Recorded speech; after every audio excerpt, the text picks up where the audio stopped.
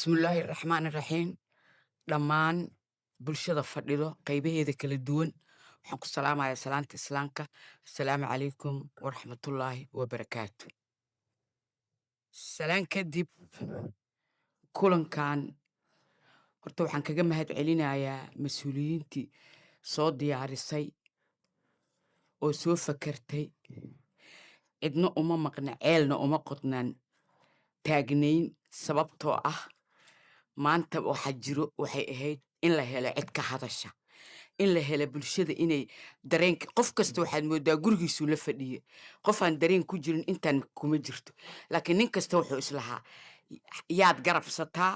yaad la hadashaa maxaa suubisaa shakhsiyan markaan iska hadla aniga waxaan isir amaa lagu yidhaha islaanta muqaalan tahay mikrofon ma qaadataana waa igu soo dhacday oo waxay kula tahay dadka ma u sheegtaa oo ma u tagtaa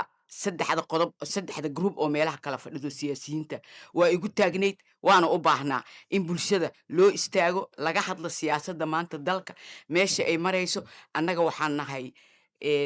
ummad soomaaliyeed waxaan nahay ummadda waxaan u ballan qaadnay marka aan dhahnay waxaan nahay bulshada rayidka waxaan nahay codka bulshada waxa waaye inaan dhihi karno waa qalad waa sax naguma habboona bulshada ereygay ku habboonaa maaha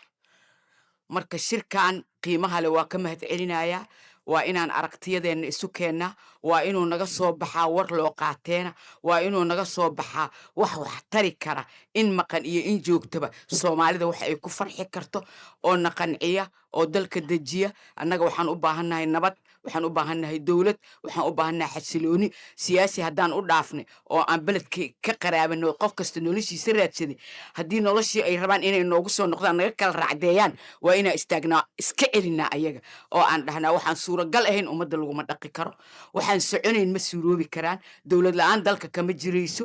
qallaase iyo qasna looma baahna laakiin waa inaan helnaa nidaam iyo dowlad iyo kala dambayn iyo in la helo wax la isku raaco oo la yidhahdo waddadaasaan maraynaa halkaasaan qabanaynaa annagana aan nahay dadkii bulshada u gudbin lahaa taageeri lahaa garab istaagi lahaa wax ka qaban lahaa because wanaag inuu dhaca ujeedkeenna waa inaan wanaag helnaa warkayaan idinku badinin aadaa u mahadsantihiin waan idinkaga mahad celinaa sonso